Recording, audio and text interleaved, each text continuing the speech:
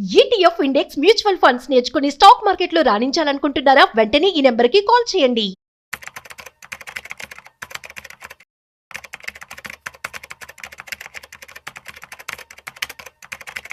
Hello నమస్తే, welcome to Suman TV. మనం ఇప్పుడు చాలా మంది వింటూ ఉన్నాం క్రిప్టో కరెన్సీ గురించి.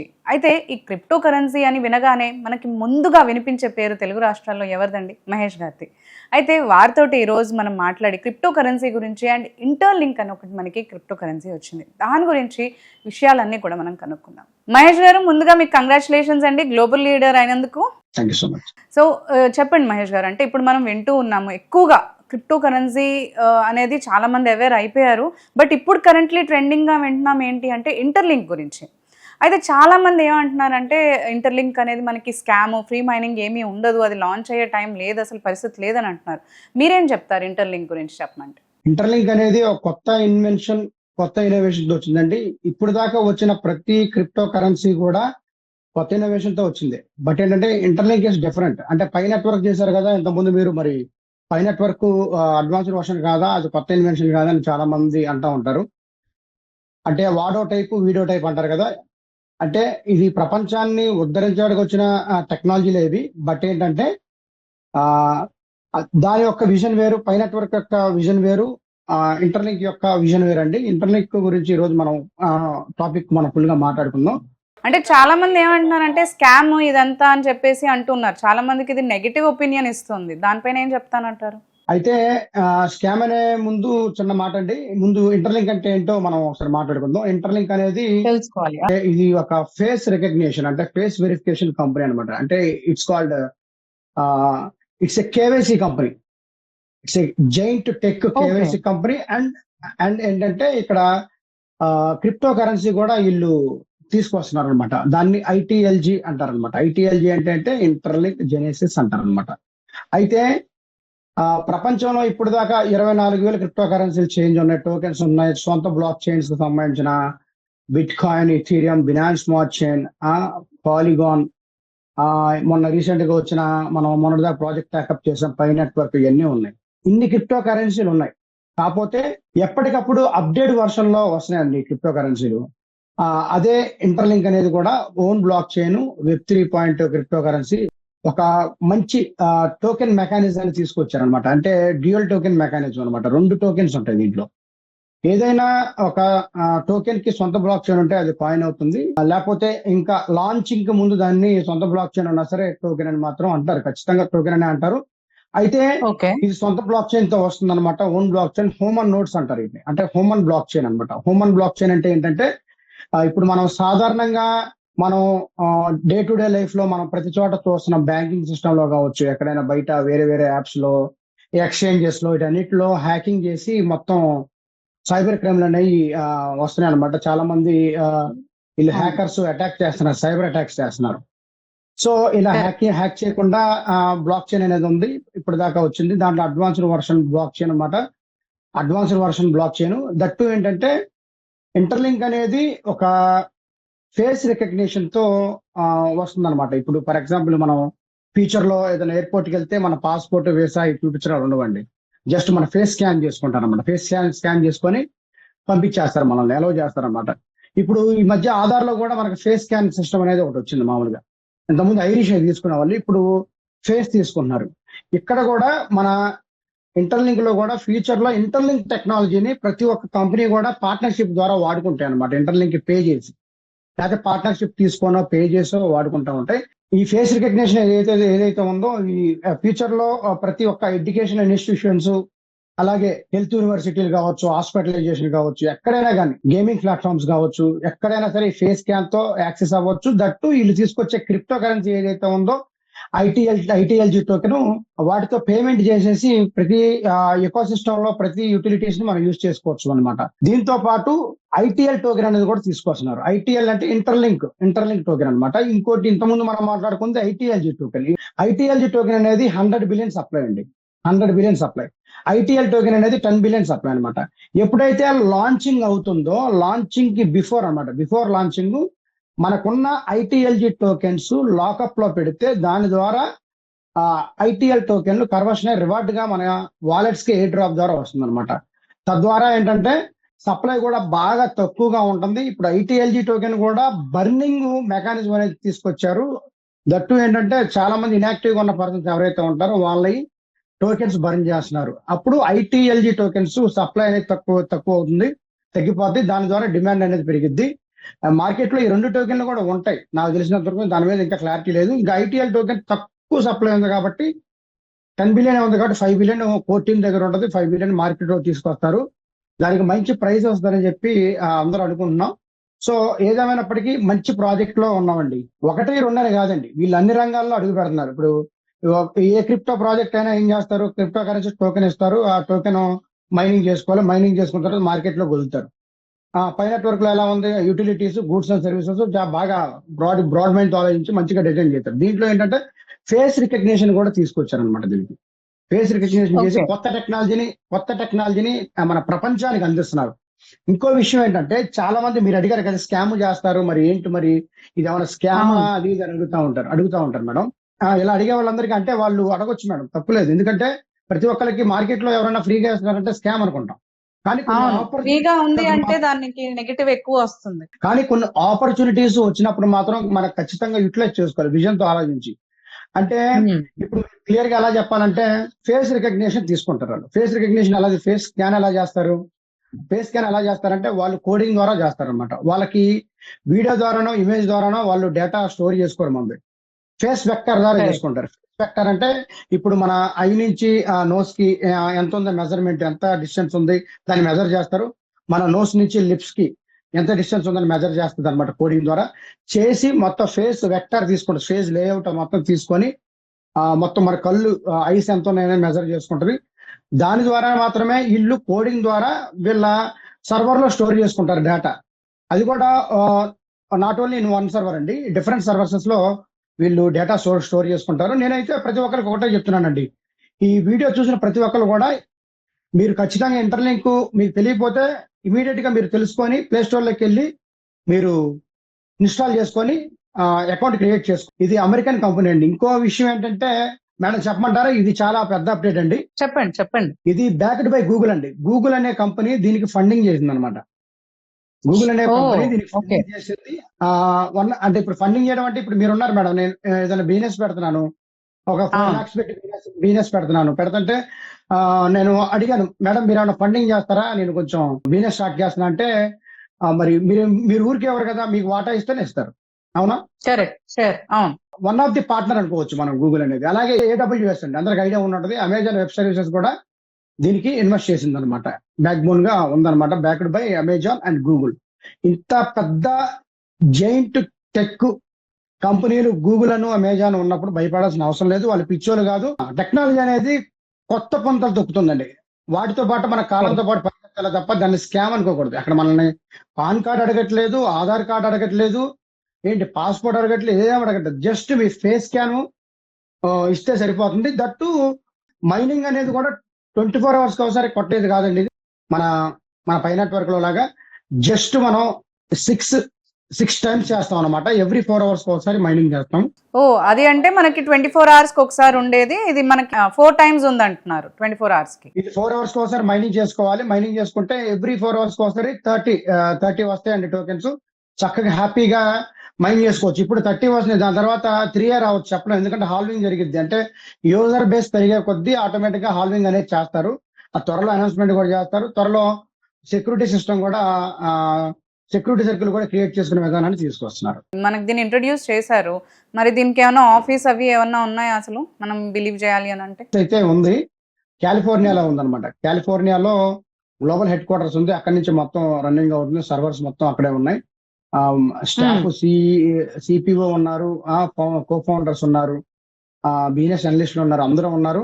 మంచి ఇప్పుడు మిగతా ప్రాజెక్ట్ లో మనం చూసుకున్నట్టయితే మనకు కోర్ టీం మనకు అందుబాటులో రారు. వీళ్ళు రోజు మనతో మాట్లాడతారు, చక్కగా ఫీడ్బ్యాక్ తీసుకుంటారు. ఇంకేమైనా డెవలప్మెంట్స్ చేయాలా, ఏమన్నా మీ ఫీడ్బ్యాక్ ఇవ్వండి, మీరు కొన్ని సజెషన్స్ ఇవ్వండి అని మన సజెషన్స్ కూడా తీసుకున్నారు. యూజర్ సజెషన్ కూడా తీసుకున్నారు. ఇంకేమన్నా డెవలప్ చేయాలా, ఇంకేమన్నా ఉంటే చెప్పండి అని అడిగి తెలుసుకొని చేస్తున్నారు అనమాట. ఇప్పటి వరకు ఎంతమంది యూజర్స్ ఉన్నారండి దీనికి? వచ్చేసి ఆల్మోస్ట్ 2.8+ మిలియన్ యూజర్స్ వచ్చారండి. 28 లక్షల పైచీలకు ఉన్నారు. ఇంకా పెరుగుతారు. వీళ్ళ టార్గెట్ ఏంటంటే 1 బిలియన్ చేయాలనండి. 1 బిలియన్ అంటే 100 కోట్ల మంది యూజర్స్ ని త్వరలో తీసుకురావాలంటే కసిగా ఉన్నారు. త్వరలో 1 crore అయితే అయిపోద్ది. ఒక 2-3-4 months లోనే కంప్లీట్ చేస్తారు అనుకుంటున్నాను, లేకపోతే 6 months లో కంప్లీట్ అవుతుంది. అంటే దీని వెరిఫికేషన్ ప్రాసెస్ ఏంటండి? అంటే మీరు ఇందాక చెప్పారు ఫేస్ స్కాన్ ఇవన్నీ అంటున్నారు. అంటే టోటల్ ప్రాసెస్ ఏంటంటే అసలు మనం ఫస్ట్ నుంచి కూడా ఏమేమి ప్రూఫ్స్ వీళ్ళకి సబ్మిట్ చేయాల్సి ఉంటుంది? Super nice question madam. మనం ప్రూఫ్స్ ఏమి ఇవ్వాల్సిన లేదండి. జస్ట్ జీమెయిల్ తో లాగిన్ అవ్వాలండి. లాగిన్ అయిన తర్వాత అకౌంట్ క్రియేట్ అవుద్ది. Account Okay. క్రియేట్ అయిన తర్వాత జస్ట్ మన ఫేస్ స్కాన్ అడిగింది అనమాట. వెరిఫై చేసుకుంటుంది అనమాట. వెరిఫికేషన్ ఫేస్ వెరిఫికేషన్ ఉంటుంది. అది చేసుకొని right Okay. Left up down పెడితే స్కాన్ అవుద్ది అనమాట. ఆ స్కాన్ అంటే ఇంతకు ముందు వాటికి మనం పాన్ కార్డులు ఆధార్ కార్డులు ఇచ్చినట్టు ఇవ్వాల్సిన అవసరం లేదా అండి? ఏం అవసరం లేదు madam. Just face scan madam. Just face scan తీసుకుంటారు. తీసుకున్న తర్వాత రైట్ లెఫ్ట్ అప్ డౌన్ అయిన తర్వాత ఇట్లాగా మనం హెడ్ కింద దించగానే స్కాన్ చేసుకోండి. స్కాన్ చేసినంత వరకు మనం అలాగే ఉండాలి. ఎమ్మటే అది స్కాన్ అయిపోతుంది అనమాట చక్కగా. అంటే ఇక్కడ మనకి డౌట్ ఏం వస్తుంది అంటే ఫేస్ స్కాన్ చేస్తే మన డేటా ఏమన్నా వాళ్ళకి వెళ్తుందా అనేది చాలా మందికి డౌట్ వస్తూ ఉంటుంది. అలాంటివి ఏమైనా ప్రమాదం ఉందంటారా? ఫోన్ హ్యాక్ అవ్వడం కానీ డేటా వెళ్ళడం కానీ అలాంటిది ఏమన్నా ఉంటుందా? అదే మేడం, అదే ఇంతకుముందు చెప్పారు మేడం. అది జస్ట్ ఫేస్ వెక్టార్ తీసుకుంటారు, మెజర్మెంట్ తీసుకుంటారు అంతే. కానీ అందులో మన ఫేస్ ఇమేజ్ కానీ వీడియో కానీ కూడా వాళ్ళకి కూడా మనం ఎలా ఉంటామో తెలియదు. అది కోడింగ్ ద్వారా డిఫరెంట్ టైప్స్ ఆఫ్ సర్వర్స్ లో అవి స్టోర్ అయి ఉంటాయి అనమాట. ఇబ్బంది లేదు. యాక్చువల్లీ దీని గురించి మాట్లాడినప్పుడు అంబాసిడర్ ప్రోగ్రామ్స్ అంటున్నారు. అసలు అంబాసిడర్ ప్రోగ్రామ్స్ అంటే ఏంటండి?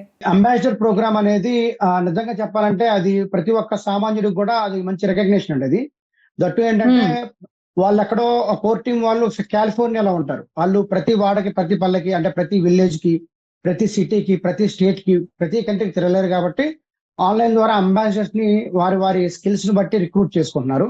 వాళ్ళకి రిప్రజెంటేటర్స్ గా ఇక్కడ అంబాసిడర్స్ అప్లై చేసి అంబాసిడర్ అయ్యి వాళ్ళు ఏదైతే క్వాలిఫై అవడానికి క్రైటీరియా పెట్టారో వాటికి మనం మీట్ అయితే మనల్ని అంబాసిడర్ చేస్తారు. మన యాప్ లో మనకి అంబాసిడర్ అంటే ఇన్ఫ్లుయెన్సర్ అనో, కమ్యూనిటీ బిల్డర్ అనో, గ్లోబల్ లీడర్ అనో ఇలాగా మనకి బ్యాడ్జెస్ ఇస్తారనమాట. దాన్ని బట్టి మనం కొంచెం ఎంకరేజ్మెంట్ గా ఉంటది.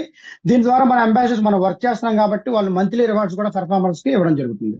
ఇప్పుడు మనకి bitcoin, ethereum, pi coin ఇలా చాలా వేల కాయిన్లు ఉన్నాయండి మన క్రిప్టో కరెన్సీలో. ఈ ఇంటర్లింక్ ఒక డిఫరెన్షియేట్ మనం ఎలా చేయొచ్చు అంటారు? దీని యొక్క ప్రత్యేకత ఏంటంటారు అసలు? ఏ క్రిప్టో కరెన్సీ యూనిక్నెస్ ఆ క్రిప్టో కరెన్సీకి ఉంటుందండి.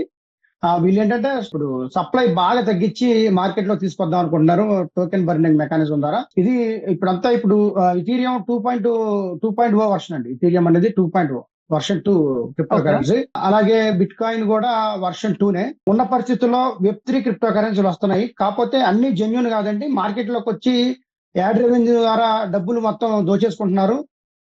పిచ్చి క్రిప్టో కరెన్సీ యాప్స్ తీసుకొచ్చి జెన్యూన్ గా ఈ మధ్య అనిపించినవి మూడే అండి. ఒకటి పై నెట్వర్క్, 2 ఇప్పుడు చేసే ఇంటర్లింక్. అంతకుముందు ఒకసారి మన పైతో పాటు చేశారు, చాలా మంది మైనింగ్ చేశారు. నేను చేయలేదు, కొంచెం పై నెట్వర్క్ లో బిజీగా ఉండి. కోర్ డాన్ ఉంది. ఈ 3 అయితే ఖచ్చితంగా జెన్యూన్ ప్రాజెక్ట్స్ అనమాట. జెన్యూన్ ప్రాజెక్ట్స్ ని మేము ముందుగానే పసిగట్టగలం. ఎందుకంటే ఆ రోడ్ మ్యాప్, ఆ వైట్ పేపర్, వాళ్ళ విజన్ ఏంటి, టోకెన్ సప్లై ఎంత ఏంటి, వీళ్ళు మార్కెట్ లోకి తీసుకురాగలరా అంటే మనం చెప్పేస్తాం అనమాట. వాళ్ళు నిజంగా జెన్యూన్ గా ఉన్నారా, లేకపోతే మార్కెట్ లో ఉన్న యాడ్ రెవెన్యూ ద్వారా వచ్చే డబ్బును దోచుకుని వెళ్ళే వాళ్ళని మనం చెప్పేస్తాం. సో వీళ్ళు విజన్ అయితే చాలా బాగుంది. అప్కమింగ్ డేస్ లో మొత్తం ప్రపంచం మొత్తం వాడేది ఇంటర్లింక్ టెక్నాలజీనే. నేను క్రిప్టో కాయిన్ గురించి మాట్లాడలేదు మేడం. ఫస్ట్ ఇది ఇట్స్ టెక్నాలజీ కంపెనీ అనమాట. It's IT company, giant tech IT KYC company అనమాట. దాని తర్వాత వీళ్ళు టోకెన్స్ తీసుకొస్తున్నారు కాబట్టి, క్రిప్టో తీసుకొస్తున్నారు కాబట్టి అది for the first time New York stock exchange లో మొట్టమొదటి క్రిప్టో కరెన్సీగా 2026 లిస్ట్ అవబోతుంది. అది వన్స్ లిస్ట్ అయిన తర్వాత దాని ప్రైస్ గురించి ఇక మనం మాట్లాడాల్సిన అవసరం లేదు. ఇక మొత్తం ఫారినర్స్ వీళ్ళందరూ, మనం ఇండియన్స్ నమ్మపోయినా సరే బయట వాళ్ళు వన్స్ న్యూయార్క్ స్టాక్ ఎక్స్చేంజ్ లో లిస్ట్ అయితే మాత్రం అది ఎక్సలెంట్ గా ఉంటది అనమాట. ఇప్పుడు ఈ కంపెనీ వాళ్ళు లాంచ్ చేశారు అంటున్నారు కదండి. కంపెనీ వాళ్ళది ఫస్ట్ టైమా మనకి క్రిప్టో కరెన్సీ లాంచ్ చేయడం? ఇంకేమన్నా ఇంతకు ముందు కూడా లాంచ్ చేశారా? ఏం చేయలేదండి, ఇదేనండి ఫస్ట్ టైం చేశారు. వీళ్ళు మామూలుగా వేరే టెక్నాలజీ కంపెనీలో వర్క్ చేసిన ప్రొఫెషనల్స్ అనమాట. అంటే ఇక్కడ ఇంకోటి చెప్పాలి మేడం. ఇక్కడ ఏంటంటే ఇక్కడ ఒక విషయం చెప్పాలంటే, ఇంపార్టెంట్ విషయం, NIST అని ఒకటి ఉందన్నమాట అమెరికాలో, national institute of standard and technology department of ecommerce అని. ఇది యుఎస్ అంటే యుఎస్ గవర్నమెంట్ కి సంబంధించిన ఒక సంస్థ అనమాట. అంటే ఒక శాఖ. వాళ్ళు ఏంటంటే ఏదన్నా టెక్ కంపెనీలు, ఇలాంటి క్రిప్టో కరెన్సీ కంపెనీలు వచ్చినప్పుడు, ఆర్టిఫిషియల్ ఇంటెలిజెన్స్ కంపెనీలు వచ్చినప్పుడు వాళ్ళని ఆ కంపెనీలు వీళ్ళే వెరిఫై చేస్తారనమాట. వీళ్ళే మొత్తం సర్టిఫికేషన్ ఇస్తారనమాట. వాళ్ళు సర్టిఫై చేశారు, దీన్ని సర్టిఫికేషన్ ఇచ్చారు. గవర్నమెంట్ సపోర్ట్ కూడా దీనికి మంచిగా ఉంది.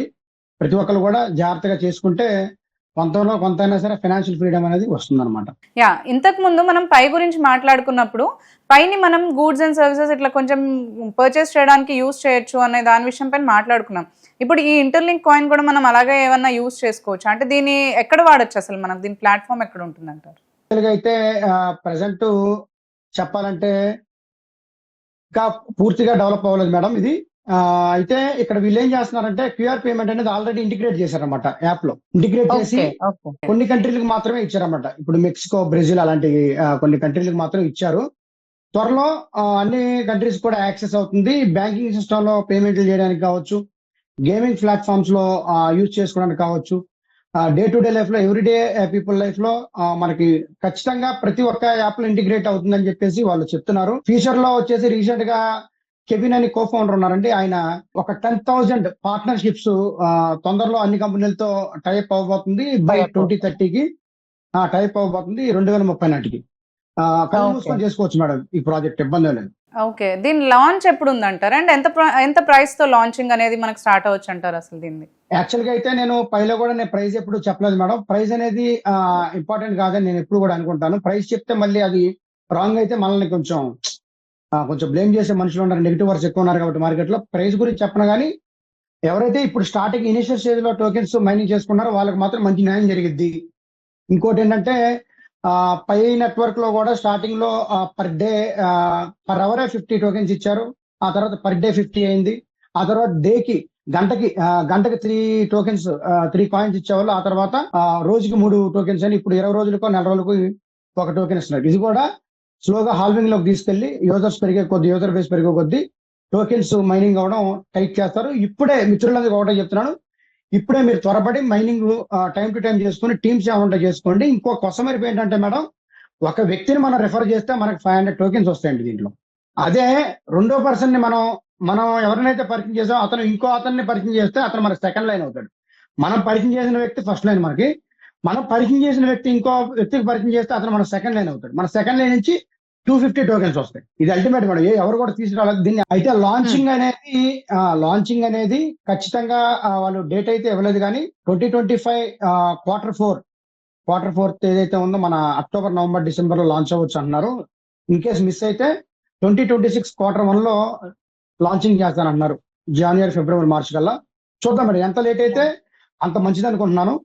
లేట్ అవడం వల్ల మనకు ఉపయోగం ఏంటంటే ఎక్కువ టోకెన్స్ మైనింగ్ చేసుకోవచ్చు, కొత్త వాళ్ళు కూడా తెచ్చుకోవచ్చు అనమాట. మనం అది బెనిఫిట్ మనకి. మన వాళ్ళందరూ కూడా చెప్తున్నానండి, మన సుమన్ టీవీ వ్యూవర్స్ కావచ్చు, క్రిప్టో కరెన్సీ ఫ్యామిలీ మెంబర్స్ ఎవరైతే ఎవ్రీడే ట్రేడింగ్ చేసి మైనింగ్ చేస్తున్నారో వాళ్ళందరూ కూడా చెప్తున్నానండి, ఈ అవకాశాన్ని మీరు ఖచ్చితంగా సద్వినియోగపరచుకోండి. ఎందుకంటే ఇది ఒక విజన్ ఉన్న కంపెనీ, దీన్ని అర్థం చేసుకుంటారని భావిస్తున్నాను. పై నెట్వర్క్ ఇనిషియల్ స్టేజ్ లో మనం రాలేదు. బిట్ కాయిన్ వచ్చినప్పుడు మనకు తెలియదు, ఇథీరియం వచ్చినప్పుడు తెలియదు. సో ఇది వచ్చినప్పుడు అందరికీ తెలుస్తుంది. తెలిసినట్టు మైనింగ్ స్టార్ట్ చేసేసుకోండి. అదే మనం చెప్పేది. థ్యాంక్ యూ అండి, థ్యాంక్ యూ మహేష్ గారు. ఇది ఇంటర్లింక్ వచ్చినప్పుడు అసలు చాలా మందికి చాలా డౌట్స్ వచ్చాయి. మీరు అన్ని కూడా చాలా చక్కగా క్లియర్ గా ఎక్స్ప్లెయిన్ చేశారు. వీడియో చూసిన వాళ్ళకి అర్థం అవుతుంది అది దాని జెన్యూనిటీ కానీ దాని యూజెస్ కానీ. సో మీరు అన్నట్టు అందరూ కూడా దీనివల్ల ప్రాఫిట్ పొందాలని అనుకుందాము. Thank you so much Mahesh గారు. మళ్ళీ మరొక వీడియోలో మళ్ళీ కలుసుకొని మరిన్ని విషయాల్ని తెలుసుకుందామండి. థ్యాంక్ యూ అండి.